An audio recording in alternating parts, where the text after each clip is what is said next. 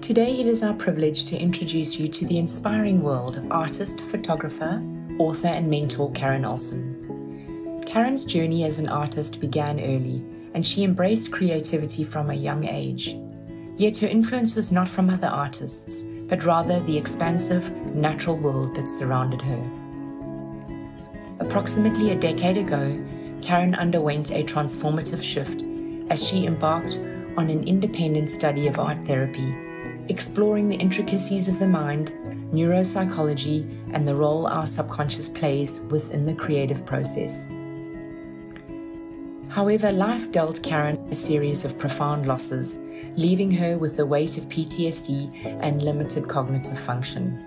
Fueled by her studies and a relentless pursuit of healing, she became a dedicated student of creativity, learning to harness the flow state to express her emotions and experiences, which led to the creation of her first photographic project and book, Between Two Worlds, a testament to her very resilience. Karen's art is a continuous exploration, often organized into projects or series that span a year. Each series delves into personal questions that resonate universally, while exploring intricate relationship between humanity and nature. Her artistic journey aligns with the seasons, from connecting with nature in spring to crafting paper and working with fibres in summer, photography in the fall, and then bringing it all together in the winter. Her work is conceptual and lens-based, exploring big subjects such as grief, trauma, forest bathing, and the psychology of the creative process. Her creations are intimate landscapes that are both delicate yet powerful in their messaging, offering the viewer an immersive experience as well as a safe place to explore feelings and emotions. Karen incorporates digitally captured elements, shaping and sculpting them by blending fibers, papers, and photographs. The act of constructing, deconstructing, and constructing, using both physical materials and digital files, mirror the natural cycles of growth and decay, whilst showcasing her exceptional skill, encouraging you, the viewer, to partake in an open dialogue between material and subject, promoting an ethereal yet illuminating collaboration. Today, I am very excited to introduce you to our 116th Friday feature artist, Karen Olson, as we explore her insights on how creativity, healing, and nature come together. Please join me in welcoming Karen into our studio by placing a comment below and letting us know where you are in the world.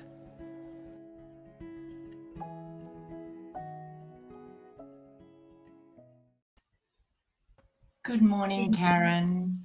Hello, Deborah. How are you? I'm well. Thank you so much. And thank you so much. That was beautiful.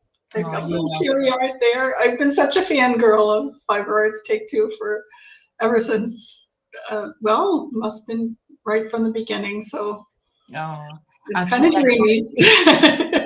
I love that comment you made on Instagram. The minute I saw it, I shared it with the team. It was such a beautiful comment. I love that. Fiber Arts Take Two fangirl. Oh, Karen, I'm so excited for you to be here. And we've got so many people tuning in. There's so many notes. I'd like to just share them and say thank you to everyone joining us live. And of course, also thank you to those who may not be live but may watch it at a later stage. I'll just share some of I'm sure many of these are your friends, so I'll just show some of the comments and then you can say hello to a few of the people. That's definitely one. This from Victoria. Victoria. Oh, there's my friend Patricia. Good morning, Patricia.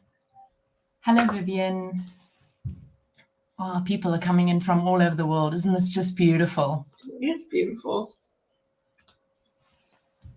Oh, this is lovely. We've got New Zealand, Seattle, Washington. Morning, Barbara. Jan. Wonderful.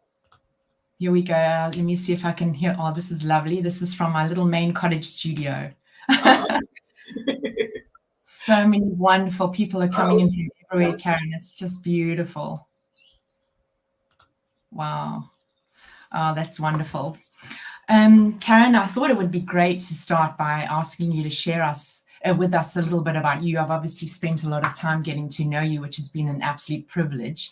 But I thought you could touch on your background, who Karen Olson is, maybe a little bit about where you're from, and possibly even what your early creative influences were. Yeah, I grew up in Connecticut, so we were a typical blue collar family, I would have to say, and we didn't really have any artists in the family. We had a few musicians, but I really didn't get introduced to art or have the opportunity to go to art college or anything like that. I married young and started making things right away. So I considered myself a maker for probably until I was 40. And then I really began to realize I started painting. I had a friend who showed me how to do watercolors, and I got hooked immediately. And it's been a crazy exploration of mediums ever since then. So yeah, that's how I got started. That's wonderful. And when we were chatting, you mentioned to me that you have a 700 square foot studio apartment. Of course, by the time I'd finished gulping and I looked outside my window to go, I've got a lawn out there that my husband complains a lot about mowing. How can I make mine bigger? We did have a good discussion about the size and that it's not always so important. Could you chat about that a little bit with us? Yeah, I mean, I feel like it would be lovely to have a studio that I can leave all messy and shut the door. I mean, that would be great. But it's not happening right now for me, and I don't foresee that in the future. So I have crafted the space that I have to be serviceable for both art. So I call it my live work space. So I made an island that has a husky tool chest as its base so that I can put all my things in there. And I say that having a small space keeps me honest because I can't buy too many materials. So I have to be careful. I have to use what I have. I have to make sure that I don't make too many things. If something's not resonating with me anymore, I remake it. I tear it up and make it into a new paper, or I don't know, something like that. So anyway, I think it's actually been a really good space for me. I enjoy the space. It has plenty of light. So, but I have to say, working within constraints is also a really good way to, craft a project. So when you have that mindset of working within a constraint or a limitation, it actually is a good creative process or thought process for creativity. I agree. And I think even if you're someone who aspires to do much bigger pieces, you don't necessarily need a big space. You can create lots of little pieces and bring them all together, composing them together to create a result of a much bigger piece. So yeah, I don't think that should be a limitation for anybody, really. There are more important big subjects to worry about for limitations other than size, aren't there? Yeah, I was just going to say that too, that I've had a variety of limitations throughout my life. It could be physical limitation, emotional limitations, financial limitations, and they can all actually be a catalyst for creative work. So. Such a good point. And isn't it so true that we often will use little things as a reason why not to, when in actual fact they're much bigger picture things that we should be worrying about. It's called distraction, I think, or there's another word for it, probably. Yeah. Anyway, but yeah, you're right. Yeah. Karen, you mentioned to me, and you can, it's very apparent in your work that your environment and your surroundings are so important to you. And you've sent me some really beautiful short little videos on where you live. I'm assuming those videos that you've sent us are right on your doorstep. Is that correct? Yes. Yeah. Would you like me to show them quickly? Sure. Yeah, great. They're just very short, but I think they... let me just get the visual correct here. There we go. That's better. I mean, that's so beautiful. And then here's another. Just trying to give everyone an idea of the landscape. These are the places I walk every day. It's just down the street from me. I do love the sound of all the insects and the grass there. Yeah, this also is just a few minutes away. We have a lot of lakes in Maine. a lot of trails. So beautiful. Wow.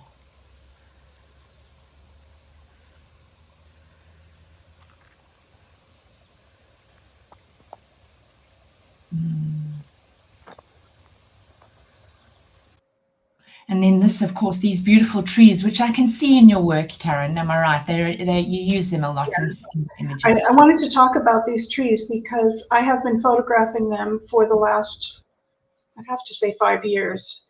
And they are in the state of decline. So every season I come and I photograph, and I photograph the same ones over and over again. And they have been, like, I would say, the feature of my work.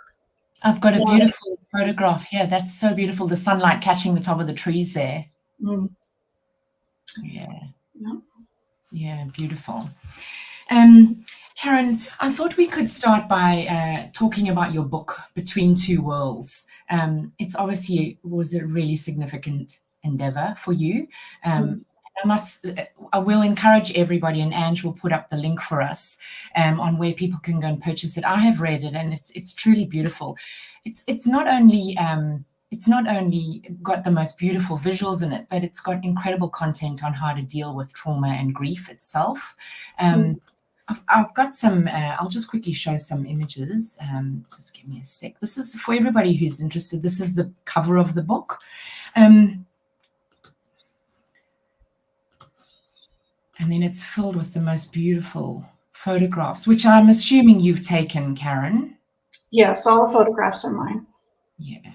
And then, of course, this incredible quote. Yeah. This is from Megan Devine. It says that pain has to be welcomed and understood, given actual true space at the table. So this book in particular was transformative for me. It was super helpful in coming to understand how to deal with my grief. Can we talk about that a bit more, and you share that with the viewers? Yeah, in 2018, I lost my husband. It was a really profound loss. It was very sudden. We were married young, as I said before, but we were really like two trees that had grown, the roots had grown together. So when he died, I did really feel like the roots were ripped apart. And I didn't realize it then, but I was in shock for about 3 months. And my days were very surreal and extremely painful. In my brain, it could not make sense of it at all. I just remember going to a public event, and a friend said to me, "How are you doing?" And I literally, my brain just shut right down. It was like the computer crashed at just a simple statement like, "How do I answer that question?" I couldn't come up with it, and I had to go home and sleep. It was just a weird thing. So anything that I was doing before, I was teaching, I was doing websites, it came to complete stop. So by the spring, 2019 in the spring, my brain started to make new connections. I was starting to get used to my new reality, but I was really dealing with the effects of post-traumatic stress. So I had a lot of fears. The fear center was on overdrive. But really the worst fear I had was staying stuck in that state. So that was the motivation for me to really work hard at seeing what I could do about it. So I did study anything I could get my hands on that would give me insight as to, what's happening, what's going on, how can I help it, anything. Then a year later, so this was the fall of 2019, we lost another very dear family member. Actually, that was the fourth person we lost in the family in that last year. A young woman, my son-in-law's sister, died of cancer. And now I really wanted to be that person that could show up for others. I wanted to be the person that I needed when I was feeling that intense grief. But I realized I had to find a place for the pain of my experience to live first, before I could begin the healing process and show up for others. So I started this photographic project, and when the photographic project was just coming to a completion, the pandemic started, and I had time to think about and work on this book.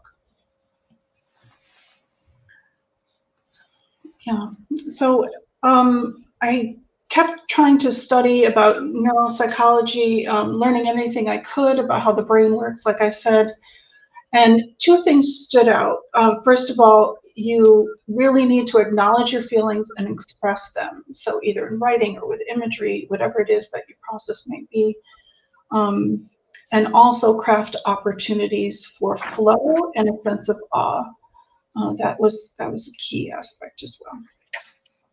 I guess one of the things with dealing with grief, and I'm sure you know, we all deal with it. We all have to in life. It's part of life. Is extreme and heavy grief it's being caught in the life we once had and trying to live the new life that we're trying to live. And how do you find the balance in that? And how do you? It's really it's a kind of form of survival and making it the new norm, isn't it? Yeah, it's hard. It's definitely difficult. Yeah. And I think the brain has to make new connections as well. You know, it's almost as if the brain tries to fire in the direction that it's used to, the day-to-day things, and then that the connection doesn't. It ends up like, where do I go? You know, so it obviously takes time for new connections to be made. But when I started to think about it along those lines, it helped. It definitely helped. It calmed me a little bit to know that, oh, my brain is just trying to make new connections. It's almost as if you had an identity and now you need to try and find a new identity, isn't it? Yeah, it's very much that. Yes. And then there's all those realistic feelings that are associated with it, the feeling of numbness, the feeling of dysfunction. You go into an environment where people are, maybe you know, life does carry on as it does, and you're attending a party, but you don't really want to be there because you're feeling numb and you're feeling almost, you know, in an extraordinary kind of, it's a very real sensation. It's real. It's chemical. Yeah. And Karen, you mentioned that you undertook ecotherapy, which I found really, really interesting. And I did a bit of research after we spoke, and it says that scientific studies are linking ecotherapy to reduction in stress, improved mood, enhanced well-being, and even known for helping ADHD management in children, as well as the improvement of symptoms of PTSD and pain reduction. So that's really interesting. And I'm assuming that's then how you got into the forest bathing. I had started before that, actually, and I was, it was just about the same time that I did find this therapist. I was looking for a therapist, and I just couldn't seem to find the right person. And then as it turned out, one of the persons in my class when I was doing my photographic project, his wife, he kept telling me I needed to connect with his wife, and I did, and I found her to be extremely helpful. Even when we had to meet on Zoom during the pandemic, it was super helpful. Even just having I had already had a couple sessions outdoors and understood what I needed to do. So that was super helpful, and just learning to connect my emotions with what I was seeing and resonating with or grabbing a hold of in the environment. It sounds very simple, but it really is quite profound. And it didn't take long for me to get from point A to point B. I would imagine there's an element of belief in the process as well that needs to be there, trusting the process, and that it's you know, it's going to actually help. You need to have faith in what's coming and what you're doing. Yeah, that's a good point. Yeah. You can't be a skeptic going into it. You need to embrace it, really. As with and of course, I already was starting to feel the effects because I had been reading about forest bathing and how much it benefits us. But I actually was already starting to experience things in the forest. forest before I started therapy. So I had a good understanding somehow that something really special was happening when I was taking my walks. I'll just put up the banner for those. It's a Japanese term, Shinrin-yoku, which is the practice or process of therapeutic relaxation where one spends time in a forest or natural atmosphere, focusing on sensory engagement and connection to nature. It's inherent in all of us, isn't it? It is. And what surprised me is that it was really, really kind of a simple thing. It's like, there's the forest, I need to walk in it. and I benefited so much. It's like, even if I could just get out for once a week or twice a week for an hour, I noticed a huge improvement. Yeah. But as I was, the process of Shinrin-yoku is making sure that you open yourself up and use all your senses. So it's not a matter of powering through a walk. It's quietly, gently walking and opening up to everything. And of course, as a photographer, I'm in tune with that because I'm always looking for the light. I'm always looking for the special moments and trying to capture them. And so it's even easier when you have a camera in your hand to focus in on certain elements in the forest that really yeah. And then the thing that we discussed from there was creative flow, Karen, which you've done quite a lot of research on. You've mentioned that you've done a lot of research on. Can we touch on that for a minute? And I thought, whilst you're talking about that, if I can show some of your images of your latest work to everybody, would that be okay? Yeah, that'd be great. Right. So just for those who creative flow, I put up an image here on, it's the mental state of being completely present and fully immersed in a task. It's an immersive, even psychosomatic experience. And of course, an optimal state of consciousness when we feel and perform the best. I mean, isn't that just, it's wonderful. Sparks fly, time slows down. Just to have that feeling once. I'll show some of the images while you talk more about it. Okay. Yep, great. So in flow, your brain becomes extremely active. 3 types of brain waves are active at the same time. So you have the alpha, theta, and gamma waves. They're all firing during this time of flow. So gamma waves, they're associated with bursts of insight and high-level information processing. So our prefrontal cortex, which is what we normally use, the cognitive function part of our brain, is not active at this time, but our imagination is wildly active. The neurochemicals that are produced boost performance. So essentially, while in flow, we are creating a new reality. And that is why it is so important when you're healing from trauma, because you need to create a new reality. And our brain doesn't really know how to do that in the day-to-day, like in that prefrontal cortex scenario. So it needs to be encouraged to feel like, yes, new things will happen, new situations will happen, and it's okay to be there in those new situations. I'd like to quote Mark Pierce, who says, the intuitive part of our mind, which lives in the subconscious, is the key to unlocking inspiration and imagination. So my question was, how do we access the subconscious while we're in a conscious state? We're obviously not going to be sleeping when we're, in flow, right? So like, how do we do that? So there's a couple of things that need to come into play.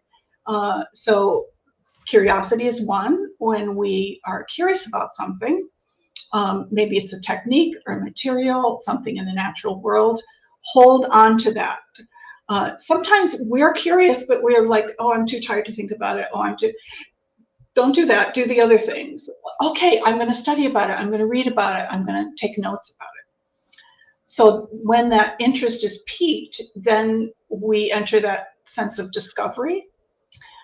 So we're further exploring the possibilities. Again, we study more about it. We gather pictures. We gather thoughts. So that is like the precursor to getting ready for flow. So now when we have that point when we want to start making something, we need to craft our environment. So of course we need to have it free from distraction as much as we possibly can. All the materials can be out. And I find that I really have to pump up my energy levels. So I have to get the blood flowing. So I put on music, I start dancing, I'm moving my body and getting the blood flowing to my brain. And it also helps me to stop thinking about everything else that has been going on in the day. So fourth and most important, I think, is the action that we're then going to take to create creative flow.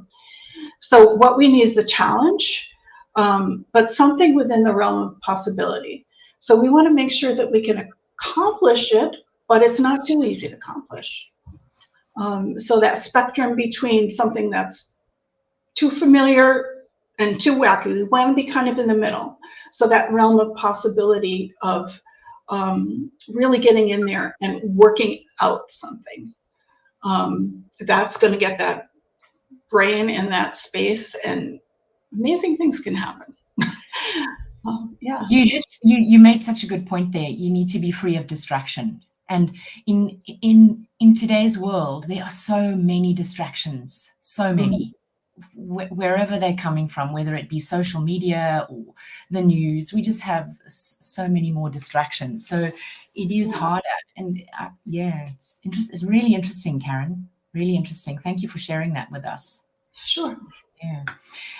Karen, I'm dying to get to talking about the Embrace, your exhibition. But before we do that, because I feel like the causal connection, am I right in saying, was a very integral part of what became the Embrace? Yes. Yes. So should we have a little chat about that? And I've just prepared a banner for everybody with regards to the causal connection, because it is such an interesting the interconnected relationship in enabling the exchange of nutrient sharing between plants, but also chemical signals, which allow plants and trees to communicate with each other. It's something we all know and we're aware of, but I feel like with all the distraction in today's world, we're not so in touch with it anymore. Yeah, and when I started studying about it, it was not widely understood. It was something that was relatively just coming out. Suzanne Simard had completed her book not too long before I started looking into it, and others were talking and writing about it. And so what I discovered, because when I would walk in the forest, I would feel like I was being supported and comforted, and like I was having a conversation with a loyal friend. I mean, this was a very real feeling. And I knew I wasn't imagining it. And I knew I wasn't just going wacky. I definitely was feeling this sense of communication. And so I was trying to figure out, well, why? What's happening scientifically? Because I just got to know things. And then, so when I started reading her book and others, figuring out that this mycorrhizal network, so the fungus that connects the trees all together, they are actually communicating with each other, sharing nutrients and support with each other. And when that's happening, there are hormones and electrical connections and fragrances in the atmosphere. So that you can actually smell it when you walk in the forest. You smell that. It's like you just love the smell of that. You can't not love it. And what's happening is we're absorbing it through the skin, we're breathing it in, and it is a supportive environment for us. And so that is why we feel supported emotionally. That's why we feel supported physically. There's been now many studies about how much it supports us in those two scenarios. And yeah, I can't even say too much about it, really. It's just kind of an important thing, I think. Yeah. So, Karen, the idea of nature's interconnectedness inspires your work. Are there specific aspects of your art that actually showcase natural connections? Is there a common thread that carries through within each of your pieces. Do you find that? Yeah, I think I can't stop talking about it, because while I'm trying to understand my own inner workings, my own emotions, my own mental, wanderings, I can, in the same way as you do in ecotherapy, I can connect that to what I'm seeing. So when I am looking, especially when I'm looking up into the treetops, I see the expressions of the trees and how it mimics my own feelings, or humanity in general, actually. And so that's why I'm taking those kinds of images and putting them in my work, because I'm hoping people can connect, and have a safe space to explore feelings with. That was going to be something I was going to ask you. Do you believe that the ideas and the work that you're producing will, and the idea of interconnectedness, it will obviously guide us in the future, but I believe that we can restore human connectedness. I really do believe that. I have faith that we can all do that if we become more in touch with what we're doing. I think it's a really important concept to keep talking about, for sure. Yeah. So, Karen, that was the underpinning theme of the Embrace exhibition. And I thought, so that you can have a glass of water, I'm going to show the video that you've given to us. For everybody that's watching, this is a shortened version of Karen's artist walkthrough of the Embrace exhibition. But Angela will put up the link where you can go and watch the full. And I highly recommend that you go and watch the full video. It's really, really beautiful. The sound is a bit echoey because Karen is inside a big room, and so bear with me. You may need to adjust your volume, but you can also go and watch it on the tube. I'll play it now, Karen. Olson. Thank you so much for your kind attention. I'd like to share with you the show that I have up right now at Waterfall Arts called The Embrace. Early in 2020, I took to the woods like many of us Mainers did here, looking for solace and comfort, encouragement, companionship. I began exploring the concept of Shinrin-yoku, or forest bathing. I began seeing also an ecotherapist. She was helping me work through a grief, trauma, things that I had not long before experienced and still was trying to work through. So I began to spend many hours in the forest, listening, hearing, seeing. I would be very careful to stop and to breathe and to really take in the details of my environment. Then I began to realize that there was something more there that I was not actually seeing. I was innately aware of it, but I didn't know what it was. And so I began research. And so scientifically, I discovered that there is this connection that happens between the trees in the forest. The mycorrhizal network underneath the ground is also involved in this exchange of elements of, we have electrical connections, we have hormones, we have fragrances. There's all these different things that they use to communicate. And then if I'm in the forest there, the trees are communicating with me as well. And so this is it's a very supportive environment, and I began to feel very much supported.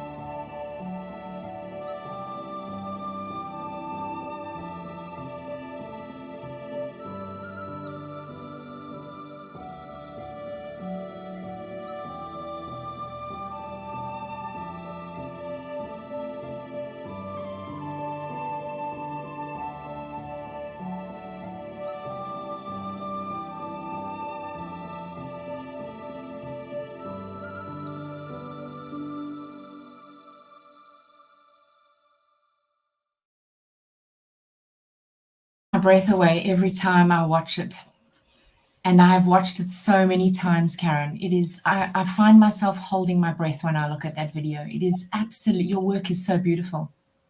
Thank you. Thank you, Deborah. It's so beautiful. I'm taking some deep breaths every time I finished watching it. It's just beautiful. Thank you for sharing that with us. I'm dying to get to the process questions, but first I really I'm really itching, but I have to say to you, I'm sure everyone else is asking, the progress or the process of concept to realization, how did that come about? Was there a catalyst, and was it a long process of rumination and exploration, Karen? Yeah, it did take about a year, maybe a year and a half. And I really felt like we were still very much in the midst of the pandemic, and what I had been feeling, so many were feeling now. And I felt like I wanted to bring that experience that I was having to a space where people can come and visit it, just share my, and hopes that they could have a little bit of breath and respite. That was the catalyst for it. And so I don't really sketch, or I mean, I sketch with my camera. I do that, but I also write quite a bit. So I will write concepts, ideas, thoughts, quotes, snippets. And when I was really getting down to nailing down the concept and where I was going, I had a few images started and I was needing to move forward. I started writing poetry. And so I really love to share this poem that really was it became the basis for the whole installation. It's called The Embrace. So, with outstretched arms, you greet me. In tender devotion, I am held fast. Herbaceous wine is the secret of your fragrance. Each breath, solace, assurance.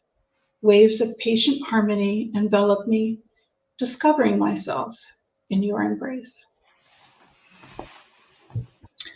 So with that poem, I wanted pretty much everything to sort of fit into that feeling. Beautiful. Karen, I've got to show you some of the comments coming through on the screen from people having just watched the video. Thank you. Thank you, everybody. And then, of course, I'm sure this is your friend. The idea of creating for an end goal is always, for all of us, it's an ambitious thought, and the process itself excites some, intimidates others. I personally love the idea of all of it. I've only ever had the opportunity of doing one solo. So I can appreciate when you're standing in your room and everything is hanging, how you must have felt in that moment when you walked in the next day and everything was hanging there, Karen. It must have been a really powerful feeling, knowing that you have worked on something for so long and you're now at this moment where you can actually share that message with everybody. How did you feel in that moment? I think, first of all, I was thrilled that I could actually fill the space. My heart's kind of small. You know? In truth, you didn't. But also the concept came to fruition, so it became reality. So that, and what I did at the opening was I kind of stood in the corner just to see if I could see the reaction. I mean, nobody knew who I was standing there in the corner. So it was really great because it did provide that breath that I really wanted to provide. And that made me feel really good that I could just give everybody a few moments of just thinking about something else. You know, Yeah. that felt good. You did prepare, and we had quite a good discussion about how well prepared you were.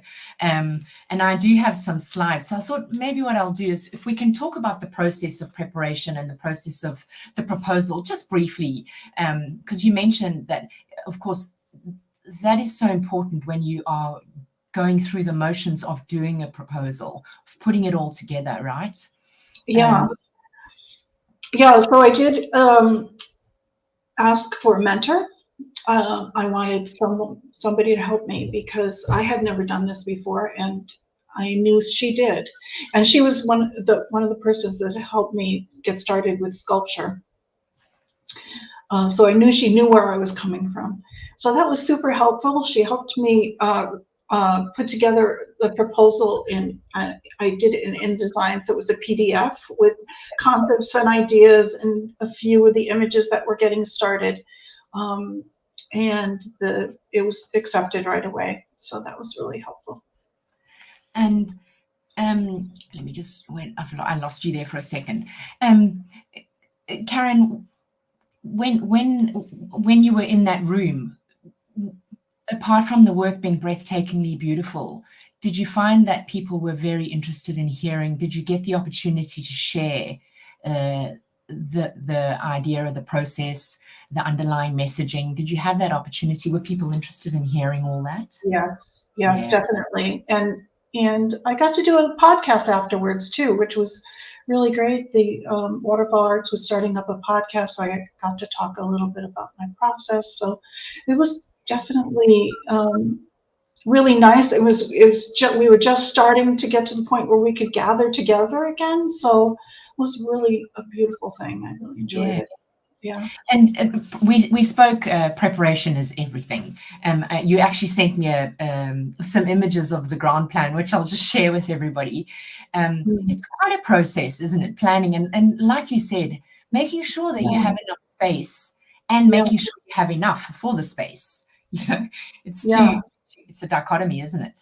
Yeah. So I laid it all out in Illustrator, measured everything, measured my images, put them up to scale on the, so that when I got there, I knew exactly where everything would go and that they would fill the space. There was no guesswork.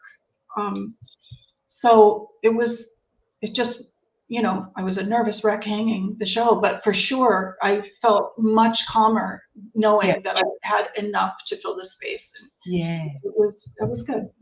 And Karen, I'd love to show some pictures, and perhaps you can talk about how you made some of the works. I'll pull them up and show them. So this particular one is using a process called Jungji, which I learned from Jiyoung Chung. It is a felting of Korean Hanji paper. So that paper allows, after you felt it, it allows you to sculpt it in any way you wish, and it keeps that form indefinitely, which is pretty amazing. Amazing. Amazing. And the person you mentioned, it's a gentleman, isn't he? No, it's a woman.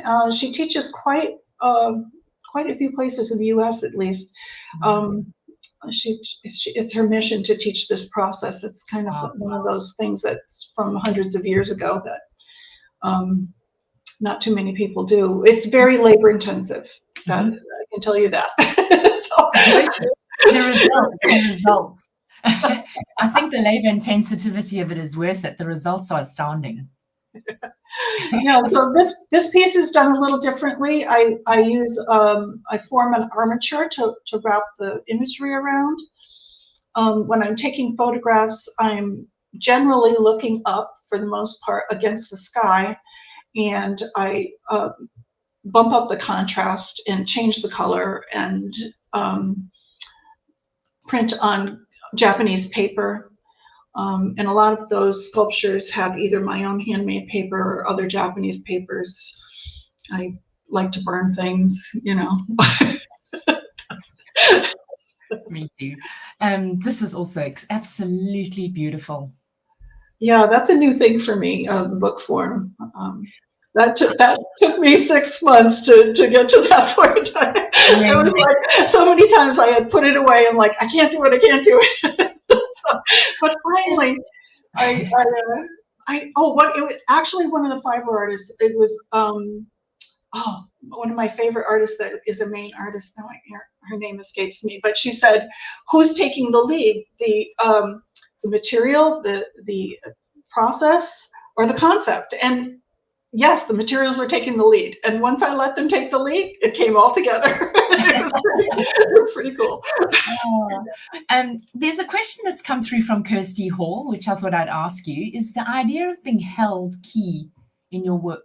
Is the idea of being held key in your work? So many of your pieces have this cocoon-like quality. That's a really good pickup, Kirsty. Yes, especially with this particular project, the Embrace, because I did want that. That's how I felt. I was getting the support and the embrace that I needed, that I missed so much and needed, Yeah. And that was a main concept and theme for this particular project. And there's something that I picked up in the images, Karen, is the titles of your work hold so much meaning. And I've picked a few: Furusato, which means hometown, Ichigoichi, the unrepeatable nature of a moment, translated for this time only or once in a lifetime. Equanimity, such a beautiful word, which means calmness and composure, especially in a difficult situation. Such beautiful titles. So my question to you is, do they come to you intuitively when you're actually making and crafting the piece, or is it something? No, it's not until later. I have to photograph them, look at them, think about them. Usually they come within some sort of framework so that I can, conceptual framework, so that I can work from that. And it's definitely getting harder and harder to come up with titles, but usually there's something inside me. It usually is an emotional connection in some way, shape, or form, so I can draw from that. Yeah. And then, Karen, your shifting sequence was a beautiful, you were in a juried exhibition. And this is I'll just show the image. Could you talk us through the process of, I love the transparency and what feels like there's a few layers in that piece. This was from the first iteration of sculpture that I did. And it resonated with people quite a bit. And I used a different kind of form to work around.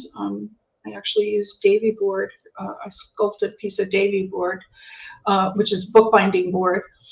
And again, it's kozo paper, so it's Japanese paper that the image is printed on. And then when I coat the paper, I coat it with a PVA solution that allows it to be very translucent.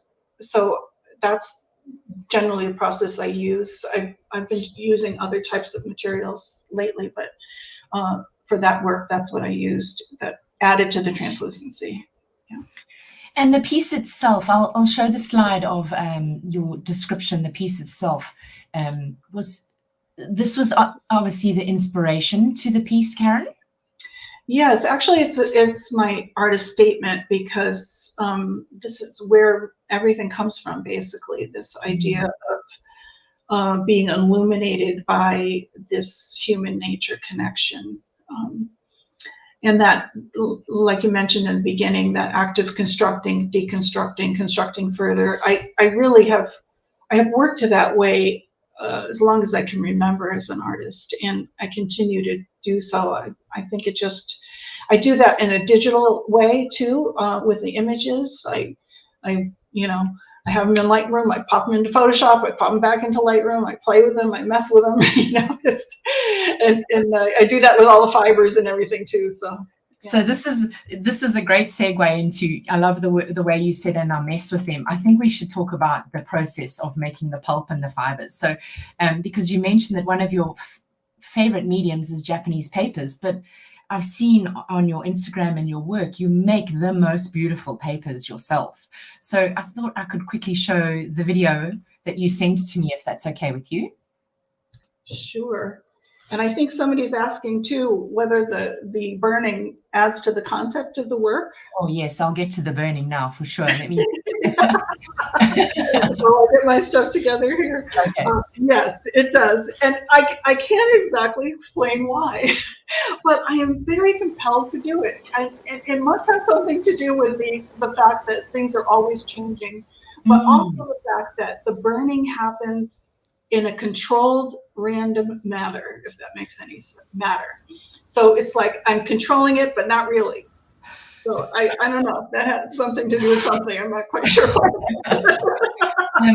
I like the idea that you think it's in a controlled, random manner. I can relate to that because I absolutely love doing burning as well. So when I saw the burn marks on your papers, I thought, oh my goodness, this is a conversation we're definitely going to be having.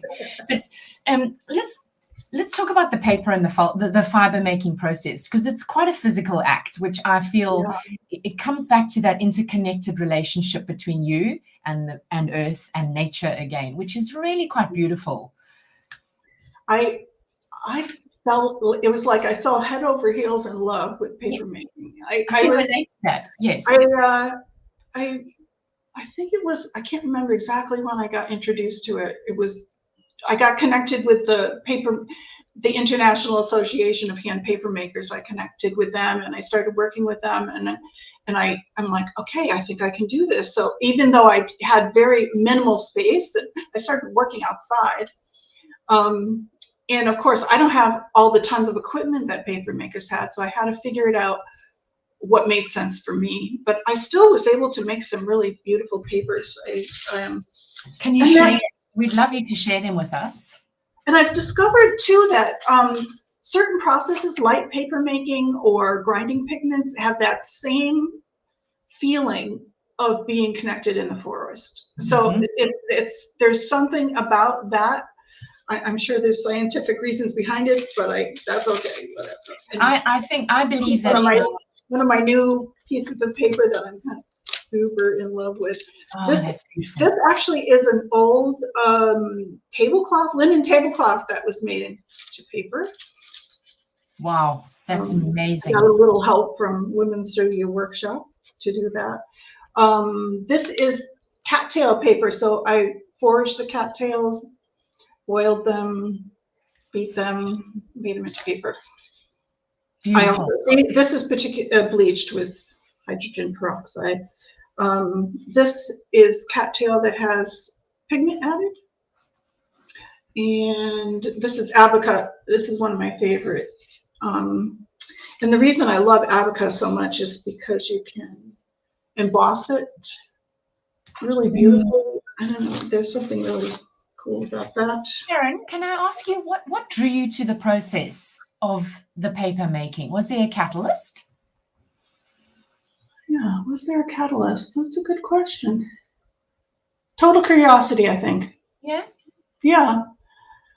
Yeah, and I think because I wanted unique textures in the work. I wanted something unique that I could call my own. But I love to get my hands in things. So that was just another way for me to well, that's a form of connection, really, and even potentially, if we be honest, it's also that connection is also a form of therapy, really. Yeah, yeah, it really is. Yeah. Is this one of your pieces, Karen, with made from your paper? It's absolutely exquisite. Yes, that's the cattail paper. It has a piece of antique linen embedded in it. Yeah, that's the closed form of that book. Yeah. Absolutely stunning. And this one, which is called Gentle Embrace, I'm assuming this is this the abaca? I can't say the word. That's a little bit of jumchi. That's a mixture of a few things: the cattail paper, the jumchi, and some Japanese papers. That one. Yeah, and I started dipping my images in beeswax, which I can't stop doing that either. It's so that's yeah, a couple different processes there: the abaca paper and Gampy fibers that I crafted myself, and yeah. I like making the actual fibers as well to incorporate. And Karen, once the paper's ready and you've got it in your hands and you've gone through this beautiful process of gathering it, connecting it, making it, once it's ready, do you look at it and you intuitively know right in that moment what it's going to become? Or is there still a process of rumination and things just evolve, continue to evolve? When I'm ready to put things together, I start just gathering materials, and the materials really do lead the process. So I grab onto one particular piece and see if it goes with another, and then what kind of imagery goes with that. So that's the process I work through. I just sort of gathering things. It's very similar to a collage process. Very similar. And you mentioned that you'll sometimes work on something for the span of a year.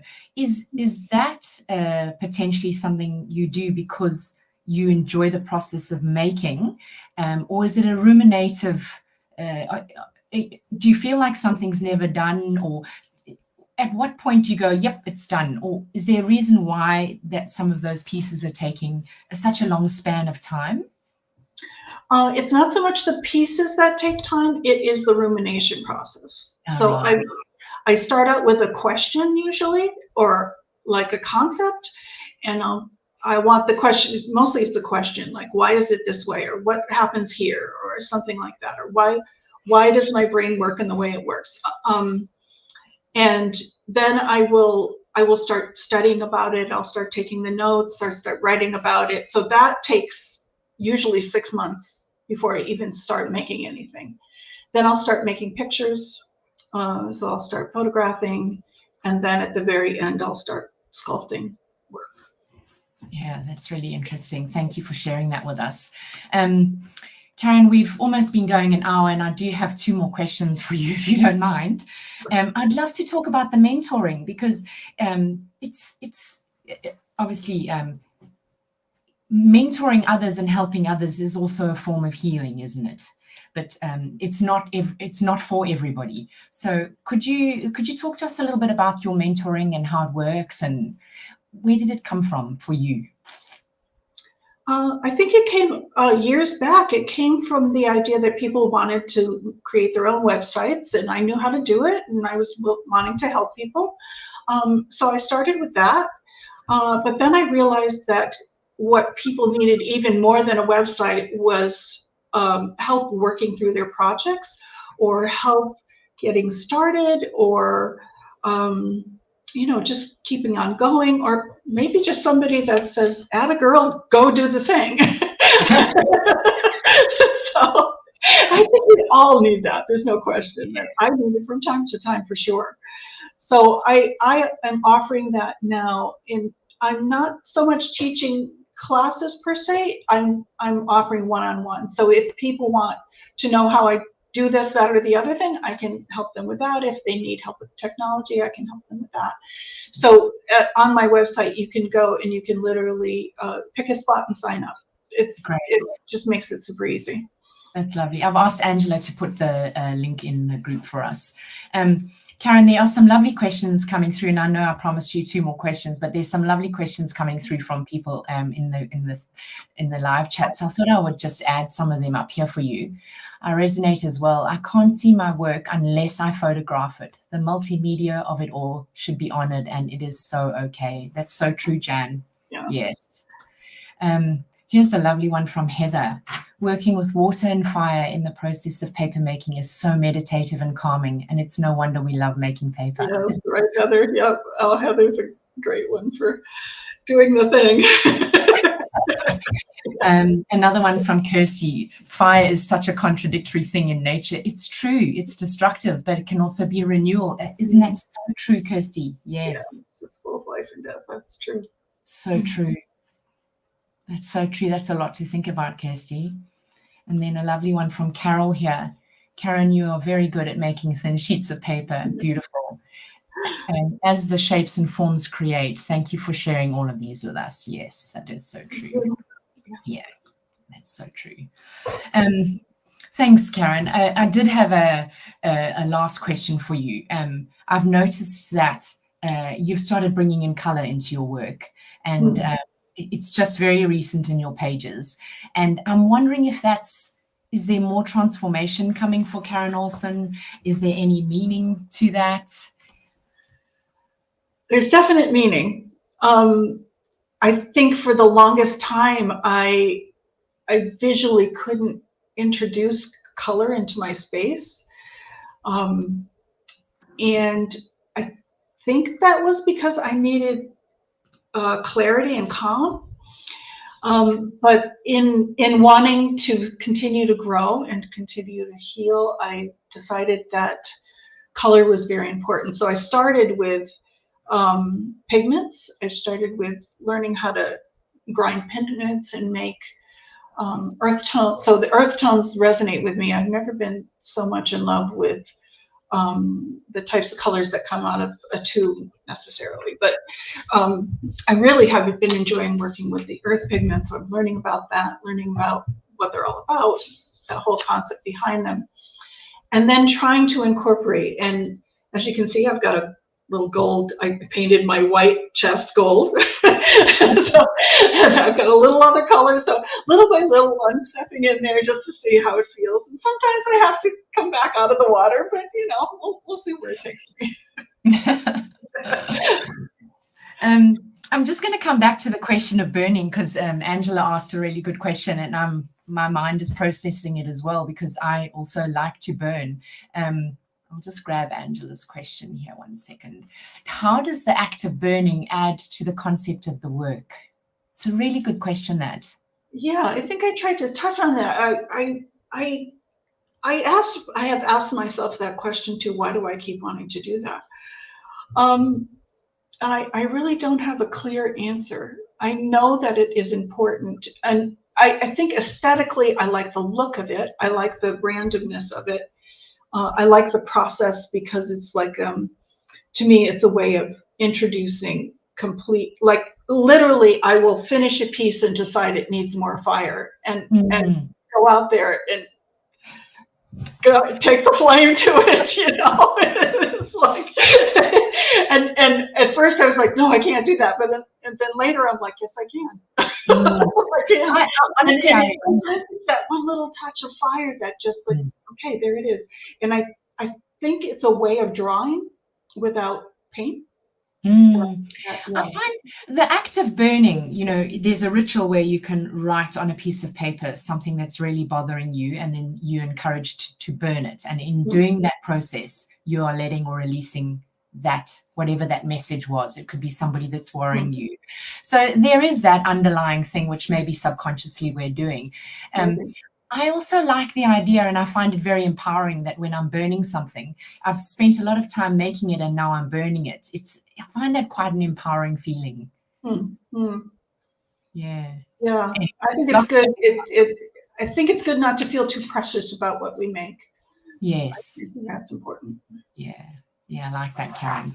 So, Karen, what's in the future for Karen Olson? We'd love to know what's coming and what we can expect from you. It's been absolutely incredible listening to your journey and watching your journey today. I'm making work for an upcoming show, 2 places, and one of them will be in the spring at the Maine Photographic Museum in Portland, Maine. So I'm really excited about that. I get to show with one of my favorite artists, Al Taylor Kid. So that's going to be an exciting thing. And the wheels are turning for another solo show, but the concept has not come together yet. So that is something I'd love to do before I age out too much. I don't know how long I can keep up the pace, but I want to for an extended period of time for sure. So we'll just, I never say never. Because somehow some things, I don't know, they just sort of come when I'm open for it. They come, and I love to just grab onto it and wing it. Beautiful, Karen. Karen, thank you so much. It's been an absolute privilege sitting with you today. It really has. It's been a wonderful chat, and I've appreciated every minute. Thank you. I'll just play out the and stay on. Thanks for the Fiber Arts Take Two team. I know it's a lot of hard work behind the scenes, and I greatly appreciate all the effort that's gone into this interview for me. Thank you. You're welcome. Thank you.